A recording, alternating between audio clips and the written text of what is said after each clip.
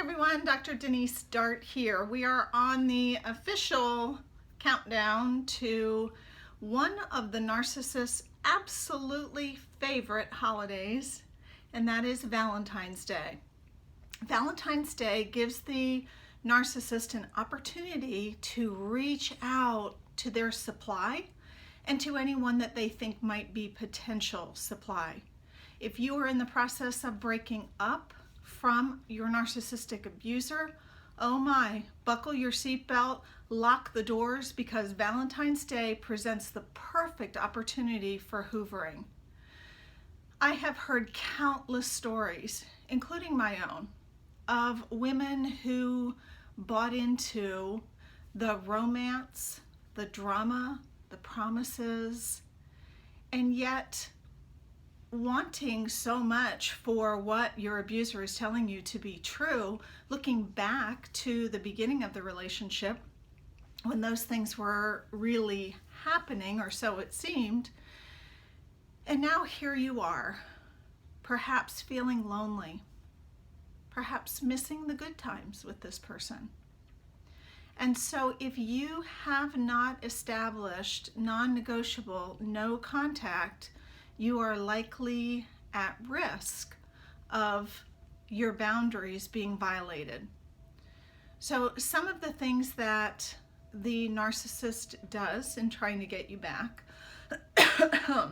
they might send you roses, they might leave a note on your car, they might start going to church, they might either tell you that they're going to therapy or promise you how many times that they will go to therapy. They might buy you gifts. They might promise you transparency that you've never had before in the relationship. Let's say, for example, that the narcissist in your life has been texting with other women. And so this person promises you, now, my phone's unlocked. You can look at my phone anytime.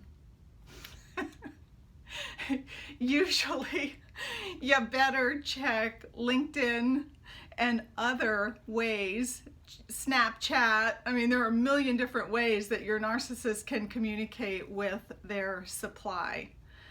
So once you start pulling away, oftentimes you're going to feel this escalation in romance and promises and attempts to get you back, because it's power. It's power for the narcissist to prove to themselves you'll never leave them.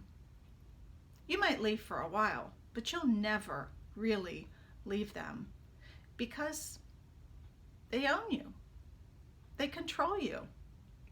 And so they know the cycle, they know the game. The two of you have been through it so many times, and the narcissist is a master of manipulation.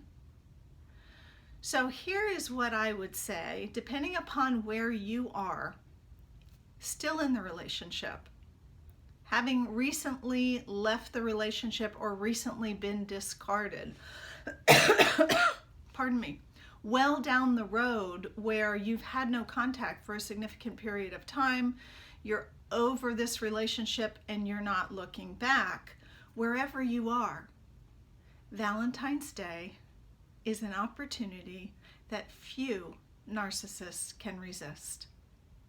If you share children together, beware, because no contact looks different when you are co-parenting children. So there are opportunities that wouldn't be there if you did not share children and you had absolutely strict no contact. So the niceties, telling you how wonderful you are as a mother, telling you that you've always been the love of his life, etc., etc., etc. And yet, if you in any way tighten up the boundaries, tell him that you'd like for him to stop, ask for something that you or the children need or want, likely what you're going to see is the other side.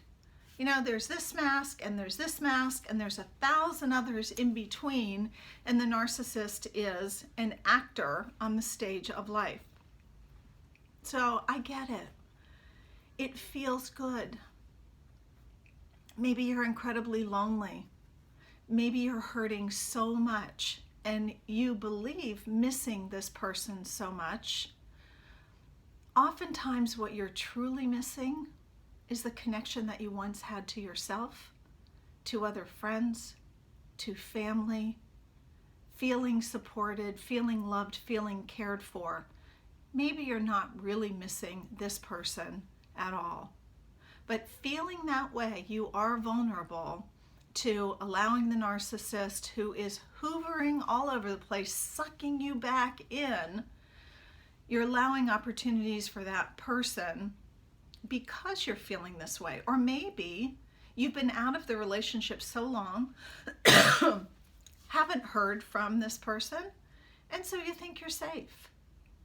So maybe the text comes through from a different phone or a different email address, so that the ones that you've blocked somehow, again, a boundary violation, this person is skirting around just to tell you Happy Valentine's Day.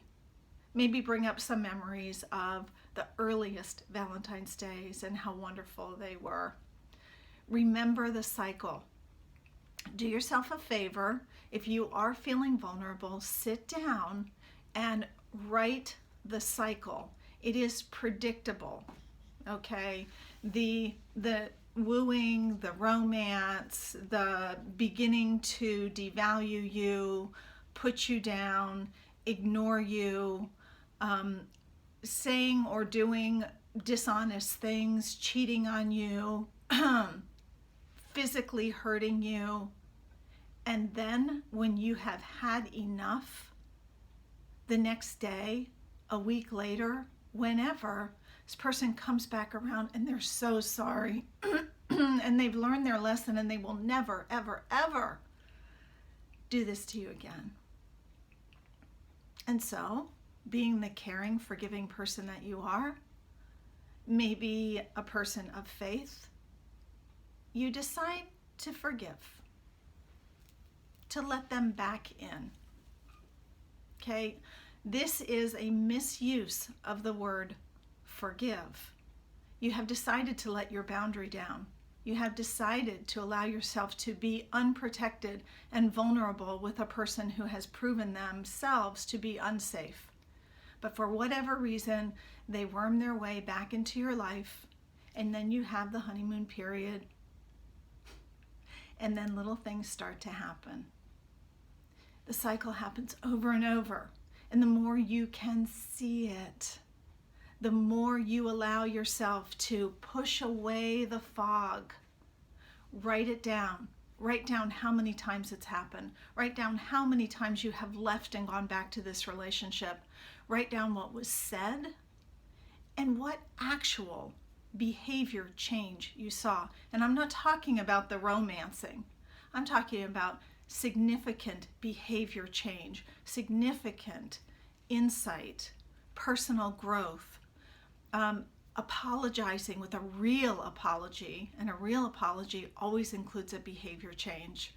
So don't let yourself get sucked into the romance and the fantasy that our society perpetuates in Valentine's Day. If this person has hurt you in the past, they will hurt you again. So lock down the doors, batten the hatches, take a deep breath, and make plans for Valentine's Day to take care of yourself.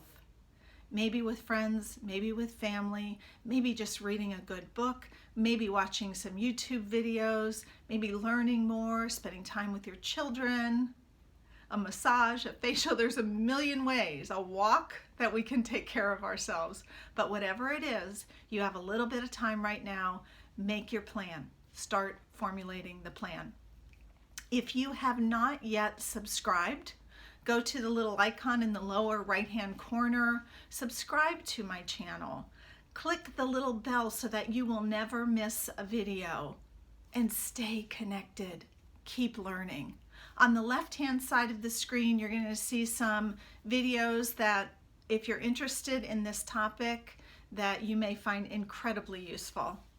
So Thank you for sharing this time with me. I will look forward to seeing you again soon. Make it a great day.